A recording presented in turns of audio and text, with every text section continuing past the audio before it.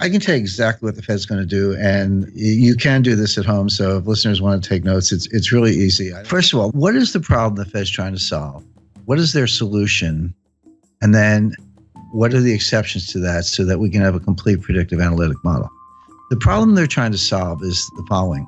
We know from a long series of experiences, 30 or more business cycles since the end of World War II, that when the U.S. is in a recession, you have to cut interest rates 3 to 4% to get the U.S. out of a recession. You need 300 to 400 basis points of cuts to get the U.S. It's like a plane heading for the ground. How do you pull it out of a nosedive and get it back up in the sky? The answer is 300 basis points of cuts.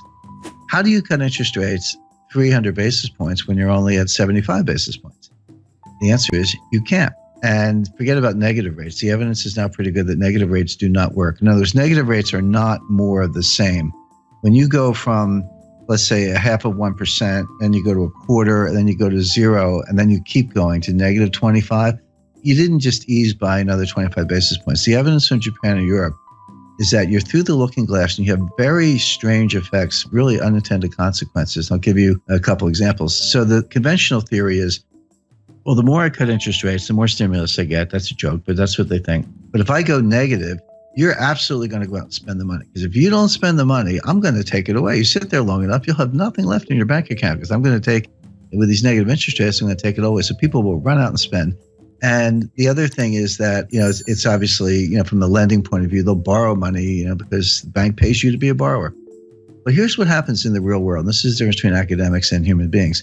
When people see negative interest rates, people have goals in mind. They have lifetime goals, right? They want kids' education, parents' health care, their own health care, retirement. If you start taking their money away with negative rates, guess what they do? They save more. They're like, hey, I got to put my kids through college. You're taking my money. Well, I better save more. And then what kind of signal is the central bank sending with negative interest rates? They're sending a deflationary signal. So people go, well, if you think it's going to be deflation, I'm not going to spend money. I'll wait till the price comes down. So you're trying to encourage lending and spending. And what you get is more savings and no spending, deferred spending. You get the exact opposite of what you want. So again, another egghead experiment gone awry. But the point being, so negative rates don't work. So zero bound really is zero. It really is a boundary. And Bernanke has said this in his recent writings, and I think he's right about that. So back to the problem. How do you cut interest rates 300 basis points when you're at 75? Well, the answer is you can't. So you have to raise them to 300 basis points. So the problem the Fed is trying to solve is how do they get rates to 3.25% before the next recession? Now, I'm not saying the Fed sees a recession, and that's easy because the Fed never sees a recession. In 102 years, the Fed has never seen a recession, never forecast a recession. But they know their economic history. We are 8 years into an expansion. It feels punk. I mean, the growth is anemic, but labor force participation is low, productivity is dropping. There are a lot of bad things going on. But in fact, we are in the 8th year, actually coming up on, soon be entering the 9th year of an expansion, which began in June 2009. Right. By the way, you have a hard time convincing most Americans that we're not still in a recession.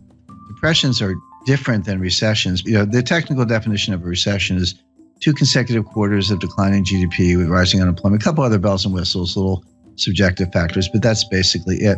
So people, when you say depression, they're like, depression sounds worse than a recession. And if recession is 2 quarters of declining GDP, then a depression must be like 10 quarters of declining GDP because it's got to be worse. But that's not the definition. The definition of a depression, you can have growth in a depression, but it's below trend growth. In other words, if trend is 3.5, and you're actually banging out 1.5, 2, that gap between, let's say, 1.5 and 3.5% growth, that's depressed growth. It's an output gap. It compounds over time, and you never get it back. We are losing trillions of dollars of wealth. We are impoverishing future generations on a relative basis because of our inability to get back to trend growth. So the reason American people feel this and don't listen to the economists, and they're right, is because we're in a depression. So leaving that aside, the Fed at least understands the business cycle and the fact that the next recession, they say they don't die of old age, but they do die, and we're getting close to the next one. So they are in a desperate race to get rates up to 3.5% before the next recession hits so they can cut them to get out of the recession. The question is, can you raise rates enough to cure the next recession without causing the recession you're preparing to cure? That's the dilemma. That's the finesse. My answer is no, they're not going to be able to do it, but they think they can. Why are they in this box? Well, because Bernanke should have raised rates in 2010, 2011, in the early stages of the expansion, when the economy would have been much better able to bear it than it is now. Bernanke skipped a whole cycle. He skipped a whole rate increase cycle to pursue these wacky experiments and, QE and zero interest rate policy and all that. I spoke to Bernanke about this, and he used the word experiment. He said this was an experiment. Bernanke made his academic reputation by studying the Great Depression, in the wake of Friedman and Anna Schwartz and some others. But he was a great scholar of the Great Depression, and he got his chance to kind of try out his theories. But what he told me was, he said 30 years from now, some new Ben Bernanke, some young scholar will look back and tell us if we did a good job or not. We actually don't know right now. See, the Great Depression was really two technical recessions, 29 to 33 and then 1937-38. But from 33 to 37, we had an expansion, but the whole thing was a depression because we never got out of it. The stock market recovered the 1929 high in 1954. It was a long time to get back to even. But Bernanke's mantra was, doing something is better than doing nothing. I completely disagree. It's better to do nothing if you don't know what you're doing. And this is really the monetary equivalent of the Hippocratic Oath. Doctors say, first rule of being a doctor is first do no harm. Anyway, bottom line is, by pursuing QE and zero interest rate policy, Bernanke failed to raise rates during the early stages of a cyclical expansion, which he should have done. If he had, the economy would have been just fine, and we'd be able to cut them today, but he didn't. So Janet Yellen now has to make up for lost time. So that's the mission. But again, and this is what the market completely does not get, and the Wall Street economists don't get. Nobody gets this, because they see the Fed raising rates, and they've done the correlations and the regressions back to World War II, and they go, every time the Fed raises rates, the economy is getting stronger. So if the Fed's raising rates, the economy must be getting stronger, so bid up stock prices, et cetera. But that's like saying umbrellas cause rain. Because they've got the causality backwards. The Fed never leads the economy, ever. The Fed follows the economy. So a normal business cycle looks like this.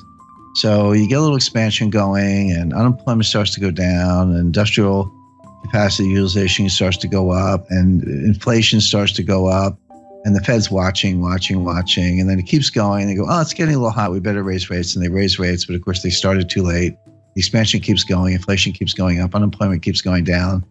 Then the economy starts to cool down. Unemployment goes up, and then prices go down, and capacity utilization drops, and we get into recession. Like, we better cut. And then they cut, and then you hit the bottom, and then you come out of it again. So think of that as like a nice, pretty sine wave, right? That's a business expansion, business contraction over and over, 30 or so times since the end of World War II, with the Fed always following the economy, never leading the economy. So all the big brains on Wall Street, they've got all this data, and they say, well, every time the Fed raises rates, the economy is getting stronger. That has absolutely been true for like 30 times since the end of World War II. It is not true today. The reason it's not true today is because Bernanke skipped a cycle, and they're playing catch up. For the first time since 1937, the Fed is tightening into weakness. That is a key thing to bear in mind. The Fed is tightening into weakness. They are not leading the economy to strength. They are not responding to strength, even though Wall Street thinks they are. And there's a great danger that they're actually going to cause the recession they're preparing to cure, as I mentioned. The Fed will raise rates 25 basis points 4 times a year from now until the middle of 2019, until they get them to 3.25%. So like clockwork, every March, June, September, December, for 2017, 2018, into 2019, look for a Fed rate hike until they get to 3.25%, at which point they'll be able to say, all right, now we're at 3.25. If we have a recession tomorrow, we can cut them back down to 0 again and get out of it. That'll be mission accomplished. Now, this is why I was sitting there in December like, yep, they're going to raise them in March. And right now, I'll tell your listeners they're going to raise them in June. There's your Fed response function. There's your baseline scenario. What are the exceptions to Fed rate hike? Under what conditions will they not raise rates? Because everything I just described to you, they've had in mind since March 2015 when Yellen took patience out of the statement. That was the end of forward guidance. And by the way, if you go back to 2015, I said they're not going to raise rates all year, and they weren't going to do the liftoff that people were looking for in March, June, September. And they didn't lift off in September because of the Chinese rate exchange devaluation. The stock market fell out of bed August 2015. Finally, they raised them in December 2015. And Wall Street was ready for March.